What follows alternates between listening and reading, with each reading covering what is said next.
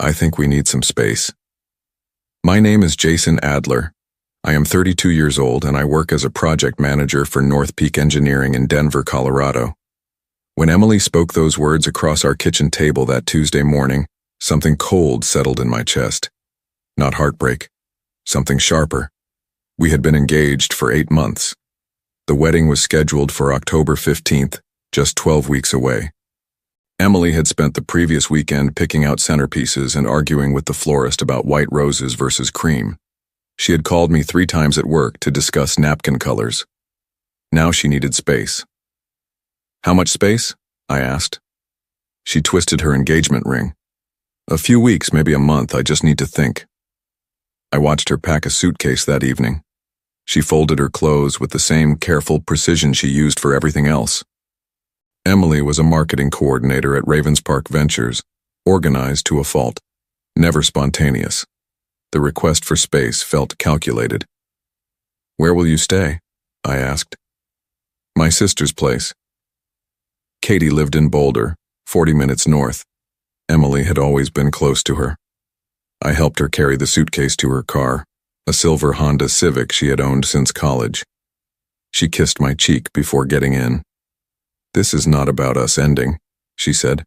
I just need clarity. I stood in our driveway and watched her taillights disappear around the corner. The house felt different when I walked back inside. Quieter. I sat at the kitchen table where she had delivered her news and tried to make sense of it. Emily was not the type to have doubts. She planned everything months in advance. She had already booked our honeymoon flight to Greece. 3 days passed without contact. No calls, no texts. I sent her one message asking if she was okay. She responded with a thumbs-up emoji. Nothing else. On Friday, I ran into her friend Jessica at the grocery store. Jessica worked with Emily at Ravenspark Ventures. She seemed surprised to see me. How are you holding up? She asked. Fine. Why? Jessica looked uncomfortable. Emily mentioned you two were taking time apart. She told people at work? Just a few of us. She seemed really stressed about it. I bought my groceries and drove home. Emily had announced our break to her co-workers before the week was even over. That felt like more than needing clarity. Emily and I had met 3 years earlier at a coffee shop near downtown Denver. She was reading a book about digital marketing strategies. I was reviewing blueprints for a bridge project. She noticed my drawings and asked if I was an architect. I told her I was an engineer. She smiled and said she always mixed up the two. Our relationship developed slowly. Emily was cautious with trust, careful with her heart. She had been hurt before by a boyfriend named Brian who had cheated on her during college. Brian was her first serious relationship, the one that taught her that people could lie while looking you in the eye. She mentioned him occasionally, usually when explaining why she preferred honesty over surprise. I appreciated her directness. Emily never played games or sent mixed signals. When she was ready to move in together, she said so. When she wanted to get engaged, she brought it up during dinner at our favorite restaurant. I proposed 2 weeks later with a ring I had been carrying in my jacket pocket for a month. We bought a house in Lakewood, a modest 3-bedroom ranch with a backyard and a 2-car garage. Emily turned the spare bedroom into her office. She worked from home twice a week and used the space to manage her social media campaigns and client presentations. I handled the mortgage payments. She managed the utilities and groceries. We split everything else down the middle. Emily was methodical about wedding planning. She created spreadsheets for vendors, guest lists, and budgets. She scheduled tastings and venue tours with military precision. I mostly followed her lead. She had strong opinions about flowers and music. I cared more about the food and the bar. Her family liked me. Her parents, Robert and Susan, lived in Fort Collins and visited every few months. Robert worked in insurance. Susan taught elementary school. They were practical people who appreciated that I had a steady job and treated their daughter well. Emily's sister Katie was more skeptical, but she warmed up after I helped her move apartments last spring. My own parents had died in a car accident when I was 24. Emily never met them, but she understood that their absence made our wedding more complicated for me. She offered to keep the ceremony small. I told her to invite whoever she wanted. Her happiness mattered more than my comfort. The week before Emily asked for space, she had been unusually quiet. She came home from work and went straight to her office. She skipped our usual Wednesday night dinner routine and ordered takeout instead. When I asked if something was bothering her, she said she was just tired from a difficult client. I believed her then. The realization came through social media, of all places. Marcus, a mutual friend from college, sent me a private message on a Thursday afternoon 2 weeks into Emily's break. The message contained 3 photos with a simple caption. Thought you should see this. The first photo showed Emily at a restaurant I did not recognize. She was sitting across from a man with dark hair and a familiar smile. Brian, her college ex-boyfriend, the one who had cheated on her, the one she used as a cautionary tale about trust. The second photo showed them walking together on what looked like a hiking trail. Emily was wearing the blue jacket I had bought her for Christmas. Brian had his arm around her shoulders. The third photo was taken at a distance, but the subjects were clear. Emily and Brian kissing outside what appeared to be a cabin. Trees surrounded them. Mountains rose in the background. The timestamp on the photo showed it was taken 3 days earlier. Marcus had included a note. My cousin saw them at the Pine Creek Lodge near Vail. She recognized Emily from your engagement party. I am sorry, man. I stared at the photos for a long time. The restaurant, the hike, the cabin. Emily had not been at her sister's place thinking about our relationship. She had been with Brian, rekindling something I thought was dead and buried. I did not call her. I did not send angry texts or demand explanations. Instead, I sat in my kitchen and tried to understand the timeline. Emily had asked for space on a Tuesday. By Friday, she was having dinner with Brian. By the following week, they were hiking together. By Tuesday, they were kissing at a mountain cabin. This was not spontaneous. You do not accidentally run into your college ex-boyfriend and end up at a romantic lodge within 10 days. Emily had planned this. The request for space was not about clarity. It was about permission. I walked to the spare bedroom she used as her office. Her desk was clean, but she had left some papers in the drawer. Wedding contracts, vendor deposits, guest list drafts. Everything was organized in labeled folders, ready to resume when she returned from her break. Emily expected to come back and continue planning our wedding as if nothing had happened. She would explain away the photos if I confronted her. She would say Brian was just a friend, that they were catching up, that the kiss was a mistake. She would ask me to trust her, but I had seen enough. I closed the drawer and walked back to the kitchen. My phone buzzed with a text from Emily. Missing you. Hope you are doing okay. I did not respond. Emily returned on a Sunday afternoon 3 weeks after she had left. She knocked on the front door instead of using her key, as if she were a guest. When I opened it, she smiled and stepped inside carrying a small overnight bag. I missed this place, she said, looking around our living room. I missed you. She had gotten her hair cut shorter. She was wearing a new sweater I had never seen, cream-colored cashmere that looked expensive. She seemed relaxed, refreshed, like someone returning from a vacation. How was your time away? I asked. Good? Really good. I feel like I have clarity now. She set her bag down and moved closer to me. I know what I want, Jason. I want us. I want our wedding. I want our life together. I nodded and smiled. I am glad you figured things out. Emily hugged me. She smelled different, like a perfume I did not recognize. When she pulled back, she was beaming. I have so many ideas for the reception. Katie and I talked through some options while I was staying with her. I think we should change the centerpieces. The white roses were too predictable. Over the next few days, Emily threw herself back into wedding planning with renewed energy. She scheduled appointments with the photographer to discuss new poses. She called the caterer to modify the menu. She spent hours on her laptop researching honeymoon activities in Santorini. I watched her work and said nothing about the photos Marcus had sent me. I did not ask about Brian or the cabin or the hiking trail. Instead, I played the role of the supportive fiancé. I agreed with her suggestions. I attended vendor meetings. I wrote checks for deposits. You seem quiet, Emily said one evening as we reviewed seating charts. Is everything okay? Just tired from work, I told her. The Henderson Bridge project is behind schedule. She reached across the table and squeezed my hand. After the wedding, things will be less stressful. We can focus on us. Emily's behavior was flawless. She cooked my favorite meals. She planned date nights. She talked excitedly about our future together. If I had not seen the photos, I would have believed her transformation was genuine. But I had seen them. 2 weeks after her return, I decided to test her honesty. I ran into Marcus downtown yesterday, I said over breakfast. He mentioned seeing you while you were on your break. Emily paused with her coffee cup halfway to her lips. Marcus? Where did he see me? He did not say exactly, just mentioned running into you somewhere. She set the cup down carefully. That is strange. I do not remember seeing Marcus anywhere. Maybe he is thinking of someone else. Maybe. Emily continued eating her cereal as if the conversation had never happened.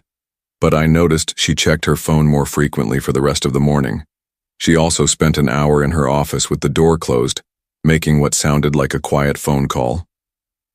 That afternoon, I received a friend request on social media from Brian Walsh. His profile showed he lived in Boulder now, working as a sales manager for an outdoor equipment company. His recent photos included several hiking trips around Colorado. None showed Emily, but the locations matched what I had seen in Marcus's pictures. I accepted the friend request. Within an hour, Brian had sent me a message. Hey Jason, Emily mentioned you two are engaged. Congratulations. I hope we can all be friends. No hard feelings about the past. Emily had told Brian about our engagement. She had also apparently told him that I knew about their recent contact. Brian was reaching out to gauge my reaction, to see if Emily had been honest with me about their reunion. I replied, Thanks. Emily is lucky to have supportive friends like you. Brian never responded. The full scope of Emily's deception revealed itself gradually over the following weeks. I started paying attention to details I had previously ignored. Emily's new clothes, her changed hair, her unfamiliar perfume.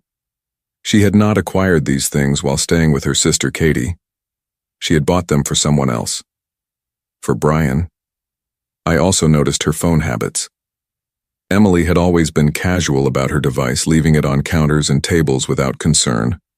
Now she kept it with her constantly. She took it to the bathroom. She slept with it on her nightstand, screen down. When it buzzed with notifications, she would check it immediately, and then delete whatever she had read. One evening, while Emily was in the shower, her phone rang on the kitchen counter. The caller ID showed B. Walsh. I did not answer, but I memorized the number. The next day, I called North Peak Engineering's Human Resources Department and took 3 personal days. I told my supervisor I needed to handle some wedding-related business, which was not entirely a lie. I drove to Boulder. Brian Walsh worked at Summit Gear, an outdoor equipment store near the University of Colorado campus. I parked across the street and waited until I saw him leave for lunch. He was tall, athletic, with the confident posture of someone who spent his weekends rock climbing and mountain biking. I could see why Emily had been attracted to him in college. I followed him to a sandwich shop called Mountain High Deli. He ordered a turkey club and sat alone at a corner table, scrolling through his phone. I ordered coffee and took a seat where I could observe him without being noticed. Brian's phone buzzed constantly. Each time he would smile before reading the message. At one point he typed a long response, pausing frequently as if choosing his words carefully. When he finished, he laughed quietly to himself. I recognized the behavior. Brian was texting with someone he cared about, someone who made him happy, someone who was probably at work in Denver, unable to talk freely but eager to maintain contact. After Brian returned to Summit Gear, I drove to Katie's apartment complex in North Boulder. Emily's sister lived in a modern building with covered parking and a pool. I walked around the complex for 30 minutes looking for Emily's Honda Civic. I found it in a visitor space near the building's entrance. Except Emily was not staying with Katie. I knew this because I had called Katie's office that morning, pretending to be a delivery driver. Katie worked as a physical therapist at Boulder Community Health. The receptionist confirmed she was seeing patients all week and had no scheduled time off. If Emily was really staying with her sister, Katie would have arranged some time to help her through a relationship crisis. Sisters do not ignore each other during emergencies. Emily's car was parked at Katie's building, but Emily was not living there. She was using the apartment complex as a staging area, a place to park her car while she spent her days and nights elsewhere, with Brian. I sat in my truck and tried to calculate how long this had been planned. Emily's request for space had not been impulsive. She had reconnected with Brian weeks or months earlier. They had arranged to meet, to test whether their old relationship could be revived. Emily had asked for a break not because she was confused about our future, but because she wanted to explore an alternative. She was keeping me as a backup plan. I returned to Denver and began documenting everything. Emily's changed behavior, her new clothes, her secretive phone calls, Brian's social media activity, his work schedule, his attempts to contact me, the timeline of her break request, the photos Marcus had sent, and the evidence that she was not actually staying with Katie. I also started making financial preparations. Our wedding was expensive. We had deposits with 12 different vendors, totaling nearly $15,000. The reception venue required final payment 30 days before the event. The photographer wanted her fee 2 weeks in advance. Emily had been managing most of these arrangements, but the money was coming from our joint savings account. I opened a new checking account at a different bank and began transferring funds. Not theft, just protection. If Emily was planning to leave me for Brian, I wanted to limit the financial damage. I also contacted a lawyer. Daniel Morrison worked for a small firm that specialized in family law. He had handled a coworker's divorce 2 years earlier and came highly recommended for his discretion and thoroughness. "You are not married yet," Daniel explained during our consultation. "That simplifies things legally, but complicates them emotionally. Do you want to confront her, or do you want to gather more evidence first?" "More evidence," I said. "I want to be sure." Daniel referred me to a private investigator named Patricia Reynolds. Patricia was a former police detective who now specialized in infidelity cases. She was professional, methodical, and expensive. "Most people think they want proof," Patricia told me during our first meeting. "But what they really want is closure. Proof just makes the closure more painful." "I want proof." Patricia's investigation lasted 1 week.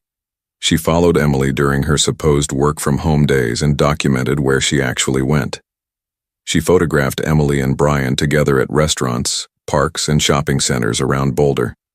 She tracked them to the Pine Creek Lodge, the same cabin Marcus's cousin had spotted them at weeks earlier. The most damaging evidence was a video Patricia captured outside Brian's apartment on a Thursday evening. Emily arriving with an overnight bag. Emily kissing Brian in the parking lot. Emily staying until the following morning. "Your fiancé has been living a double life," Patricia said when she presented her report. "She splits her time between her sister's apartment complex, where she parks her car, and her ex-boyfriend's place, where she actually sleeps. She has been doing this for almost the entire duration of your break." The report included receipts Brian had paid for during their time together: restaurants, hotels, gas stations, a jewelry store in Vail where he had purchased something for $347. Emily was not wearing any new jewelry, which meant she was hiding it from me. Patricia also discovered that Brian had quit his job at Summit Gear the previous week. He was planning to relocate to Denver, where Emily had apparently helped him secure interviews with 3 different companies. "They are planning a future together," Patricia said. "The question is whether they intend to wait until after your wedding to make it official." I paid Patricia's fee and thanked her for her thoroughness. That evening, Emily came home excited about a new detail she had arranged for our reception. "I booked a string quartet for the cocktail hour," she announced. "They specialize in modern arrangements of classic songs. It will be perfect." I smiled and told her it sounded wonderful. The rehearsal dinner was scheduled for Friday evening, October 14th, at Ravensbrook Studios, a private event space in downtown Denver. Emily had invited 43 people, both sets of parents, her sister Katie, my closest friends, key family members, and several wedding party members. I had a different plan. 2 days before the dinner, I contacted everyone on the guest list and explained there had been a change of venue. "Family emergency," I said. We were moving the event to the community room at Sundale Financial, where my friend Lucas worked as a branch manager. More intimate setting, I explained. Emily was handling vendor coordination and would meet everyone there. Emily knew nothing about the change. Friday evening, I arrived at Sundale Financial 30 minutes early. Lucas had helped me set up a projector and screen. I had prepared a short presentation, 15 minutes of carefully edited footage Patricia Reynolds had captured during her investigation. The guests arrived confused, but willing to adapt. Emily's parents, Robert and Susan. Katie, looking skeptical as always. My college friends Marcus, Tyler, and Kevin. Emily's co-workers from Ravenspark Ventures. Everyone Emily cared about gathered in one room. Emily arrived 20 minutes late, flustered and apologetic. I went to Ravensbrook Studios first, she said, looking around the unfamiliar room. No one told me we had changed venues. I handled the communications, I said. I wanted tonight to be special. Emily smiled and hugged me. She was wearing the blue dress we had picked out together for the rehearsal dinner. She looked beautiful and happy, ready to celebrate our future together. Before we start dinner, I announced to the room, I want to share something with everyone, a little presentation about Emily and our relationship. I dimmed the lights and started the projector. The first image showed Emily and Brian at a restaurant. The second showed them hiking together. The third captured them outside the Pine Creek Lodge, kissing passionately while Emily wore the Christmas jacket I had bought her. The room fell silent. The video continued with footage of Emily entering Brian's apartment building, staying overnight, leaving the next morning. Receipts from their romantic dinners, photos of them shopping together for what appeared to be couples items.